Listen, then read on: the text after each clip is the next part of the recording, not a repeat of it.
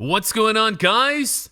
It's Troydan here, and today we've got the biggest scandals in NBA history. This video was just made a few days ago, so it is not including possibly the biggest scandal that is actually happening in this moment involving a guy named Terry. And he's scary, and apparently you bet the under when he plays. I have not seen this. Go. The NBA is a global business worth nearly $140 billion. And with that kind of money involved, it's no surprise that there's corruption. You expect us to believe that you did nothing to manipulate the outcome of an NBA game. Hey! Everybody's entitled to their opinion. Hey, Liz, The he most did it for the recent case Lakers, being okay? the LA Clippers Mama scandal involving Kawhi Leonard, who allegedly got paid $28 million under the table to circumvent the salary cap. Your star player gets a contract for $28 million. He's not required to do anything as part of that contract. He doesn't actually do anything to promote their company. And he signs an extension with you guys right in and around the same time. These are the biggest cheating scandals in I never NBA history. heard that interview. Technical foul. I suggest you sit down. Starting with a betting scandal when the league was still in its infancy. In the late 40s and early gambled in the 1950s, collegiate 40s? basketball was more popular than the NBA. City College of New York played its games out of Madison Square Garden, selling out the full 18,000-seat capacity, while the Knicks, they had trouble drawing more than 8,000 fans. And if there was a scheduling conflict, An all-star sport carnival brings 9,000 fans to New York's Madison Square Garden. the Knicks were moved downtown to play in the old gym on 23rd Street because college was by far the bigger game. New York was also the home of nearly 4,000 illegal bookmakers, and roughly $300,000 was placed on each college game. With that kind of money in play, it wasn't a surprise that there was also illegal action involved. At the center of that gambling scene was Harry Gross, a bookmaker from Brooklyn, whose syndicate was taking in more than $20 million a year in sports bets. Gross was giving out $1 million in bribes to police and politicians to keep his business going, but even with that kind of income, it still wasn't enough for Gross, who decided to approach collegiate players to fix games. During the 1949-1950 season, a few City College players were taking money and shaving points. But despite the illegal activity of their players, in one of the biggest sports surprises of the decade, the City College went on to win the National Invitational Tournament, at the time the most prestigious postseason tournament in the U.S. However, during that season, the new district attorney, Miles McDonald, had been putting together an investigation into police corruption and gambling. But because the gambling organization had been protected by dirty cops, it was hard to gather convincing evidence. Until January of 1951, when two former Manhattan College basketball players involved in the cheating approached Manhattan star Junius Kellogg. At first, Kellogg told him he would do it, but then he went to his coach and told him what happened. The coach then went to the district attorney, who set up Junius Kellogg with a wire. With the evidence from Kellogg's recordings, McDonald finally had the evidence to make arrests. And on February 17, 1951, after City College's game against Temple, Ed Warner, Ed Roman, and Al Roth were arrested and taken to the station for interrogation. Finally, after hours of questioning, they broke down and confessed to having shaved points in 3 games during that season. Apart from 3 City College players who were arrested that evening, 4 more CCNY players were caught cheating. In total, 32 players from 7 different schools confessed their involvement in the point shaving, while the bookmaker Harry Gross pled guilty to 66 counts of gambling and bribery and was sentenced to 8 years in prison. All 32 players who were involved in the scandal were permanently banned you got from 8 the years? NBA. That's it? Who wouldn't do that? It seems like a good idea. Including some Only who 8 already years? played in the league, like 20 Alex million? Groza, who made first-team All-NBA in 1951 and 52. But this wasn't the only betting scandal from the early years of the NBA. In 1953, the Pistons drafted Jack Molinas, but despite becoming an All-Star in his rookie season and having an extremely promising future in basketball, Molinas decided to earn more money by betting on Pistons games. He was caught and banned for life. But after playing in minor leagues for several seasons, Molinas had another master plan. In 1957, Molinas partnered with bookmakers Joe Hacken and Dave Goldberg, with the backing of the Genovese crime family. Their scheme was to befriend collegiate basketball players and treating them with a lunch or dinner, and even arranging a party with alcohol and women. They then sniffed out which players would be suitable for fixing games, who were then offered a bribe, along with the promise of further payments if they recruited other players into the scheme. The operation ran for 4 years, until the federal investigation led to the arrest of Molinas and Hacken. 50 players from 27 different teams were involved in the scandal, the most notable being future Hall of Fame players Connie Hawkins from the University of Iowa and Roger Brown from the University of Dayton. However, Brown would go on to play in the ABA, where he won 3 championships, while Hawkins got reinstated by the NBA in 1969, as there was no evidence that he ever actually fixed a game in the NCAA, despite once borrowing money from Molinas. And then, finally, in 1979, 3 players from Boston College, Jim Sweeney, Ernie Cobb, and Rick Kuhn, were involved in another collegiate point-shaving scandal. But after the conspiracy unraveled in 1980, all players were charged with conspiracy, and they also got permanently banned from the NBA, even though none had ever played a second of NBA basketball. I think However, I heard about just that a few story, years actually. later, the NBA had another scandal involving the biggest star in the Bird? league and the big boss himself, Commissioner David Stern. Stern took over as commissioner on February 1st, 1984, and just 4 months into his reign, he was already accused of fixing games by none other than the Celtics legend Larry Bird. During the 1984 NBA Finals between the Lakers and the Celtics, which was the first of 3 times Bird and Magic met in the finals, Everybody just get ready, sit back, and let's enjoy it. Bird noticed that something was wrong during Game 6, with the Celtics leading the series 3-2 and the chance to win the title. But the Lakers won, 119-108, pushing the series to a deciding Game 7. And Bird wasn't happy about it. And yet, he didn't voice his displeasure at his teammates, the refs, or the Lakers, but rather to David Stern. Well, I thought we'd sweep him in 4, but this went a little bit longer. Now we just have to do it in 7. Stern told a fan that the NBA needed a 7-game series, that the league needed the money. When the commissioner makes a statement like that to a fan, you know it's going to be tough. When Stern makes a statement like that, things are going to happen. You just don't make statements like that and not expect anything out of it. He's the commissioner, and he shouldn't be saying anything like that. The NBA wanted a 7th game because they wanted to make How long more have I been muted? Did you know? I was money, sitting here talking. and I was they got their wish. There's no reason for me to lie. He said it. He's a man, and he'll live up to it. He may say he said it in jest, but I'm out there trying to make a living and win a championship. It's unclear how Bird even found out about Stern wanting a Game 7, who the fan was that leaked the information to Larry, and whether the source was credible. I don't David believe that. Stern I don't know if never you heard me, but I commented don't on those believe you. accusations from Larry Legend. And in the end, it didn't matter, as the Celtics won Game 7 at home, with Bird winning his 2nd NBA title. It's my pleasure to present the Larry O'Brien Trophy to the NBA World Champion 1984. I don't believe Boston Celtics. David Stern told a fan, and that they were cheating. I just feel like they had to have been a little bit smarter than that, but maybe he wasn't. I don't know. Legendary Celtics player and announcer Tommy Heinsohn had his take on the matter, saying that it was all mind games by Bird. By challenging the commissioner, I think Bird was trying to get the refs on his side. However, Bird wouldn't be the only one to point out that the league benefits from extended playoff series, especially in the finals. Listen, the closeout game is the hardest game in your life. And they be like, why? And I can't say it. No, I'll tell it. Go ahead. I remember we were about to play Game 7. I'm like, this is gonna be lit. So Eldon was like, you know we're gonna have to win by 15 just to win by 1. So I'm like, what you mean? He's like, bro, this is the NBA, it's entertainment. We get in this game, you know how much money the NBA is gonna lose. LeBron and the Heat are waiting. Would you rather watch the Celtics or the Sixers play the Heat? You have to be up so much that don't affect it.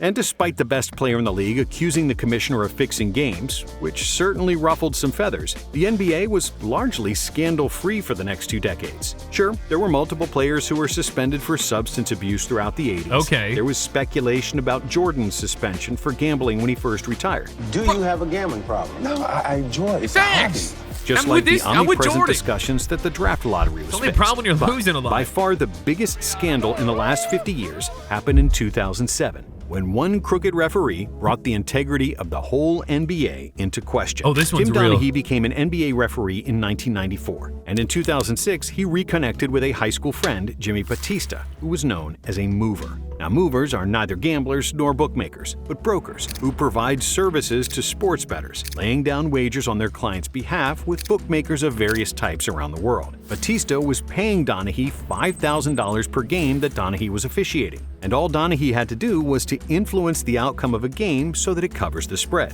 If the pick won, the ref got his $5,000. If the pick missed, the ref owed nothing. Batista would eat the loss. But Donaghy was rarely missing, hitting almost 90% of his wagers. Damn! It seemed logical that an NBA referee could influence the outcome of a game, For but to make $5,000, 90% of your bets? Well, that's a lot, even if you're the guy with the whistle. However, when he started working with Batista, Tim Donaghy was already knee-deep in gambling on the NBA games. The ref developed a gambling addiction in the late 90s and early 2000s, even though the NBA refs are forbidden to bet on sports. And then, because he needed money to finance his habit, circa 2003, Donaghy crossed the Rubicon and did what he never believed he would do: bet on the games he was officiating. But he was just testing the waters, betting on several games during the 2003 season, and sharing the information with his best friend, Jack Concannon. In 2004, his appetite grew, so he made between 30 and 40 wagers on games he worked. And the same was true in 2005 and 2006. By Donaghy's own admission in his memoir, so much cash started rolling in that he had problems knowing physically where to stash it, so his wife wouldn't start asking questions, like some referee version of Breaking Bad. I went to throw his NBA jacket in the wash machine. I put my hand in the pocket, and there was a wad of money about that big. And I thought, I don't know if I want to know where it came from. And because Concannon was also placing bets using Batista's services, who was a part of the same social circle as Concannon and Donaghy, an experienced gambling agent like Batista quickly noticed what was happening. Because Concannon used to only bet small amounts and rarely won, it was strange how he was now betting large and winning all the time. Batista then realized he was working with Donaghy, deciding to approach his high school buddy himself. The big problem, per Batista, was that the betting markets were now familiar with the emergence of an astonishingly accurate NBA handicapper. So he instructed Donaghy to report directly to him via a middleman, who was another mutual friend. And I would call Tommy at that point when he was placing the bets and transferring the information to Batista. We used a code. That's how I would communicate the picks to him. And that's how the operation worked from 2006. Due to Batista's big network of gamblers and bookies, the amounts that were being wagered on Donaghy's games usually exceeded $1 million, which also influenced the odds for the games Donaghy was refereeing. If you looked at the stats, you could see he was calling more fouls on the team he bet against and less fouls on the team he bet on. That was obvious. Batista sometimes watched these games at home, but more often he didn't, as he'd just get agitated. I remember being like, he's getting out of hand. It was too obvious. I was like, if anyone's watching this, we've got a problem.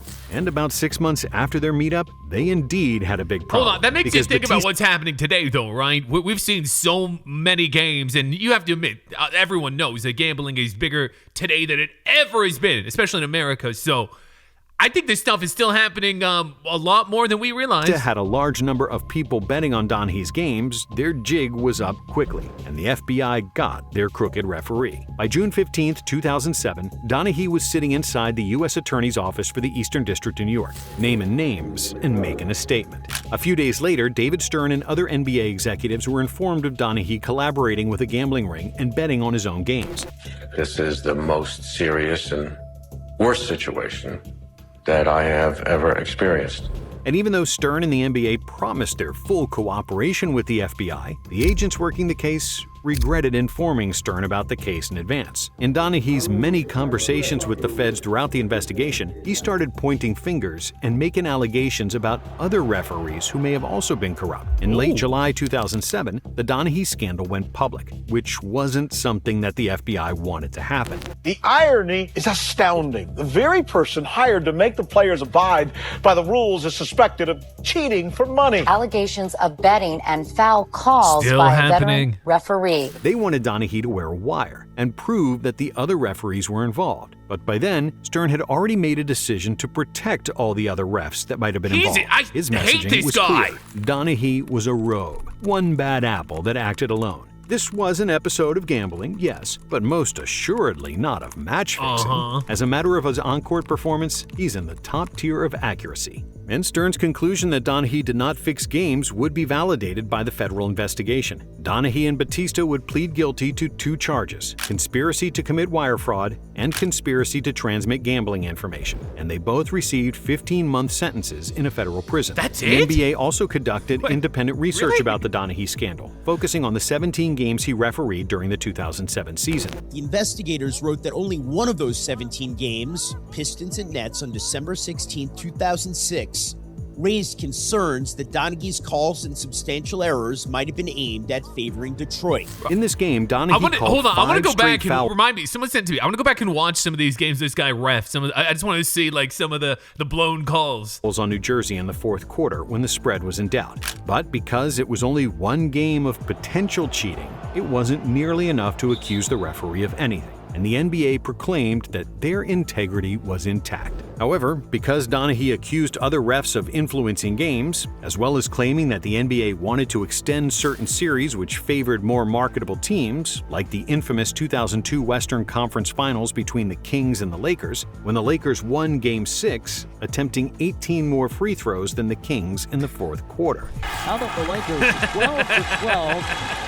From the line and shot I remember as a young kid watching this, because so of those happy. allegations, there is plenty of doubt remaining that Donaghy wasn't the only one, and that the NBA just wanted to cover their tracks and emerge clean from the whole scandal. He's a singing, cooperating witness who is trying to get as light a sentence as he can. With Donaghy being the only ref to take the fall. But in recent times, as sports betting has been legalized in most U.S. states, U.S. gaming revenue growth up 26% year on year. A new scandal has emerged. In 2024, the Toronto Raptors player Jontay Porter was caught placing bets on NBA games, pleading guilty to a federal conspiracy charge after he faked injuries to influence the outcome of prop bets. I wish for which he I wish I was in received on a it. lifetime suspension from the NBA. Raptors forward Jontay Porter allegedly bet not only on basketball, but also on his own team. Other players were also under investigation, namely Malik Beasley and Terry Rozier, but they were both cleared of any wrongdoing. Today, the NBA... They were what? What did you do? Go back! You didn't say that! What?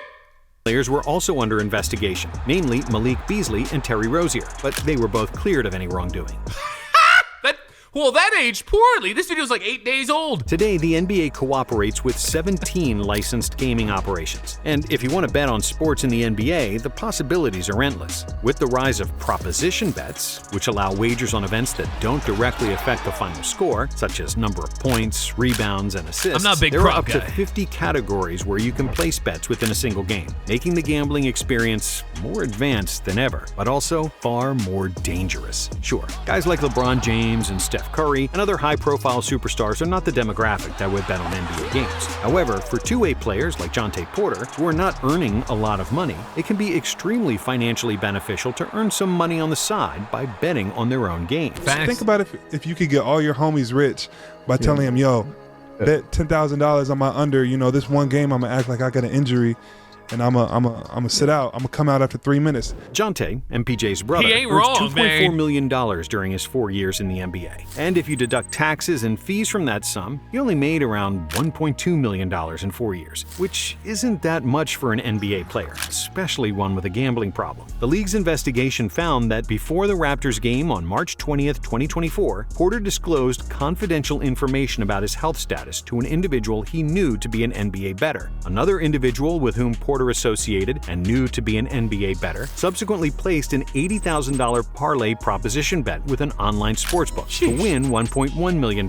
wagering that Porter would underperform in the March 20th game. Porter then limited his own game participation to influence the outcome of one or more bets on his performance in at least one Raptors game. In the March 20th game, Porter played only 3 minutes, claiming that he felt ill. Due to the unusual betting activity and actions of the player, the $80,000 proposition bet was... Hold on, I just wanted to see, like, how does this prop work? Because usually when you have a prop, you have to, like, put at least a minimum, from what I'm aware of 2 players on, and it can't be the same person or on the same team. So what were they putting it with?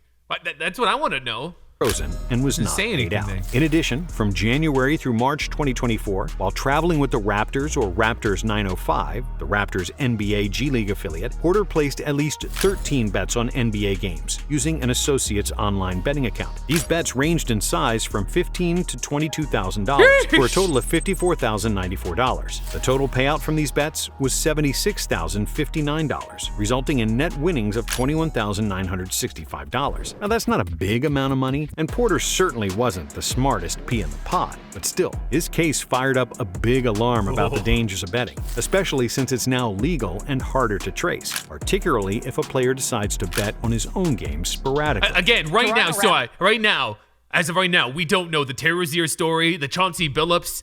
It says 30 NBA players have been caught. Sorry, I don't know if they're NBA players, but 30 people have been involved. We don't know. It's all unfolding right now, so this could be interesting. Has been banned from the NBA for life, the league announced. But not all NBA cheating scandals involved betting. In 1999, the Minnesota Timberwolves signed a shorter deal with free agent Joe Smith below the market value, while promising him another lucrative deal under the table. Timberwolves owner Glenn Taylor and general manager Kevin McHale struck a deal with Smith, influencing him to take less money that offseason in order for the team to be able to sign other players and still remain under the salary cap. As part of the deal, Smith signed 3 one-year contracts for less than $3 million apiece. At the end of the last one-year contract, Smith could have signed a new long-term contract that would have paid him as much as $86 million. But their scheme came to light when Smith's agent, Andrew Miller, left the sports marketing firm led by Eric Fleischer while retaining Smith as his client. Fleischer sued Miller, and the details of the illegal contract were discovered. They did an under-the-table deal. The Kawhi Leonard. NBA Commissioner David Stern then severely punished the Timberwolves, fining the team $3.5 million and voiding all 3 short-term contracts for Smith. He also barred Taylor from having any role in the Timberwolves operations until August 31, 2001, and forced McHale to take an unpaid leave of absence through July 31, 2001. But what was even worse for the Wolves in the long run is that Stern stripped them of their first-round draft picks from 2001 through 2005, which was one of the harshest ever penalties for an NBA franchise. And this brings us to the current scandal involving the Los Angeles Clippers and their superstar Kawhi Leonard. The league is investigating claims that the Clippers circumvented the salary cap by arranging a no-show job for Kawhi Leonard. Now, even though nothing's been proven yet, it was reported that the Clippers orchestrated a similar thing as the Timberwolves. You should have stayed in enlisting Toronto! A team sponsor to pay Kawhi Leonard tens of millions of dollars outside of his NBA salary, with the purpose of circumventing the NBA salary cap. According to reports, in 2021, the Clippers owner Steve Ballmer invested $50 million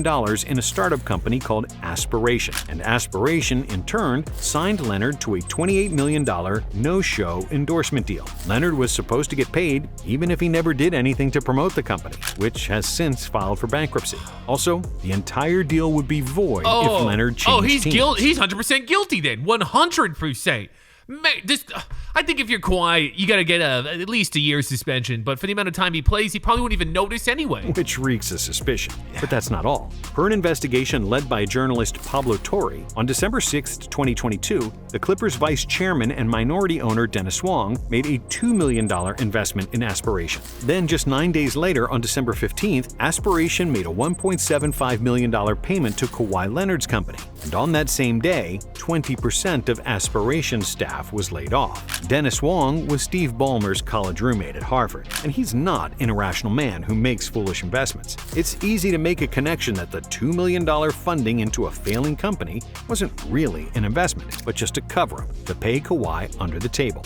He was an investor, or he was actually a receiver of money? Kawhi Leonard received money, and in these piles of documents right on this table are the receipts. Especially because in 2024, Kawhi signed a contract extension with the team below the maximum value, which allowed the Clippers to have more flexibility with their roster. And he still didn't play. Tell you what really stands out with me and why I said, believe it or not, some of this is believable.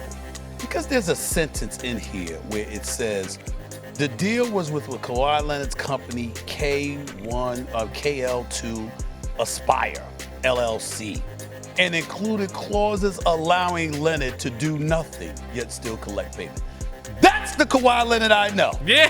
Doing nothing and getting paid for Facts. The root of skepticism about Kawhi's contract dates back to Leonard's free agency in the summer of 2019, when his uncle and representative, Dennis Robertson, requested a plethora of off-court perks from several teams that were outside the boundaries of the league's rules. This is what one executive involved in negotiations with Uncle Dennis said. There's no beginning and there's no end to what he would ask for. There's a bizarre expectation, not entitlement, but like a willingness to ask for crazy things. After which, Leonard surprisingly signed with the Clippers. The Clippers immediately denied any wrongdoing, as well as Steve Ballmer, who issued a statement for ESPN. I can make it really simple. We cannot pay a player anything beyond what's in his standard player contract, and we cannot cause anybody else to pay the player what's beyond their standard contract. And that would include, for example, sponsors, endorsers. We can't do that, and we didn't, certainly in this instance. The NBA announced that it would launch an investigation into the matter. And if proven guilty, Ballmer and the Clippers could face a fine even worse than the one the Wolves received 25 years ago. Thanks for watching. Ooh. And if you like this... Ooh, okay. Well, I'm very excited to see the updated version of this next week when we hear more about Terry and Chauncey Billups. But yeah, Kawhi Leonard, I almost forgot about what he did. It's always been weird with Kawhi. Like, he never plays, yet he's always getting paid, except for that 1 year he played and he won a ring. Something's going on with the board, man. I knew that laugh had to be fake. There is some... We're going to... Mark this right here. We're going to find something out even crazy about Kawhi Leonard that we didn't even know. I can sense it. Guys, if you got a video like me to want to react to, post in my Discord. Thank you for watching, and kids, keep an eye on Kawhi.